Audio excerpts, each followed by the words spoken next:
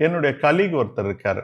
திடீர்னு ஒரு மாரி டென்ஸ்டா இருப்பாரு. என்ன அப்படின்னு கேட்டாக்கா, பிரெயின் இஸ் நாட் பிரெய்னிங் அப்படின்னுவாரு. அதுக்கு என்ன அர்த்தம் அப்படின்னு கேட்டாக்கா, திடீர்னு என்னால சிந்திக்கவே முடியல, யோசிக்கவே முடியல, ஐடியாஸ்லாம் பிளாக் ஆன மாரி இருக்கு அப்படின்னு சொல்லுவாரு. இது நெறைய பேருக்கு ஆகும். எஸ்பெஷலி சம் கிரிட்டிக்கல் மொமெண்ட்ல நம்ம லைஃப்ல திடீர்னு நமக்கு ஐடியாவே வராம போயிடும். இந்த காரணத்தினால தான் உலகத்துல இருக்க பல மக்கள் வறுமையில இருக்கிறாங்க. பிசினஸஸ் ஃபெயிலியர் ஆகுது. அது என்ன காரணம்னு பார்ப்போமா?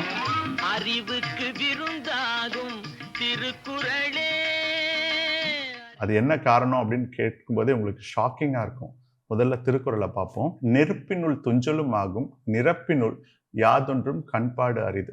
இந்த குறள் வந்து ரொம்ப ஆழமான குறள். அதாவது நெருப்புல போய் கூட தூங்கிடலாம்.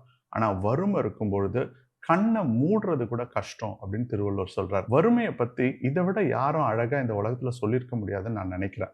காரணம் என்ன அப்படின்னா, நெருப்புல கூட போய் நான் தூங்கிட முடியும். ஆனா எனக்கு வறுமை இருக்கு, கடன் இருக்கு, கஷ்டம் இருக்கு அப்படின்னும் போது என்னால கண்ணை மூடக்கூட முடியாது அப்படின்னு திருவள்ளுவர் சொல்றார். இதுல என்ன நமக்கு இம்பார்ட்டன்டான டேக் அவே?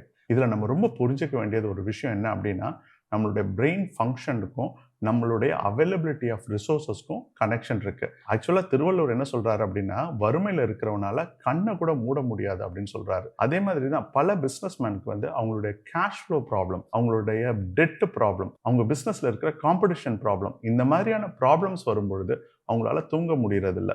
ஸோ இதை எப்படி நம்ம சால்வ் பண்றது?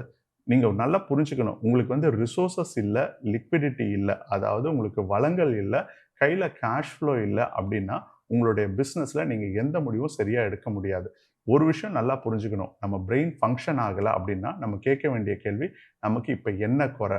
எந்த குறைபாடு நம்மள தூங்க விட மாட்டேங்குது? அந்த ப்ராப்ளம நோய் நாடி நோய் முதல் நாடி அப்படின்ற மாதிரி அந்த ப்ராப்ளம்க்கான காரணத்தை அறிஞ்சு அதை நம்ம சால்வ் பண்ணியே ஆகணும். அதே சமயத்துல பிசினஸ்ல வர இந்த ஸ்ட்ரெஸ் எல்லாம் வந்து ரொம்ப நார்மலான ஒரு விஷயம். 2000 வருஷத்துக்கு முன்னாடியே திருவள்ளுவர் சொல்றாரு, வறுமை இருந்ததுன்னா கண்ணை கூட மூட முடியல அப்படின்றாரு. ஸோ நீங்க மன அமைதி இழக்கும்போது உங்களுடைய அறிவு வேலை செய்யறது இல்ல. மன அமைதி எப்போ இழக்கிறோம் அப்படின்னா, நம்ம கையில பொருளாதாரம் இல்லாதப்போ மன அமைதி இழக்கிறோம். ஸோ அதனால பொருளாதாரத்தை ஸ்ட்ரென்தன் பண்றது உங்களுடைய இம்பார்ட்டன்ட் கோலா இருக்கணும். எதையோ ஒன்று அடைய போறேன் அப்படின்றதுக்காக உங்க பொருளாதாரத்தை சேதப்படுத்திக்க கூடாது. என்ன ஒரு டீப் இன்சைட் இல்ல. நம்ம அடுத்த வீடியோல இன்னொரு ப்ராப்ளம்க்கு திருக்குறள் மூலமா என்ன தீர்வு அப்படின்றத நம்ம பார்ப்போம். அறிவுக்கு விருந்தாகும் திருக்குறளே.